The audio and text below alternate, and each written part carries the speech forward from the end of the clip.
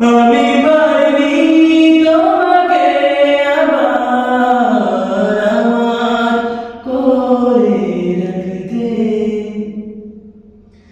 তুমি বোঝনি আমি বলিনি, তুমি স্বপ্নতে কেন আসনি, আমার অভিমান তোমাকে নিয়ে সব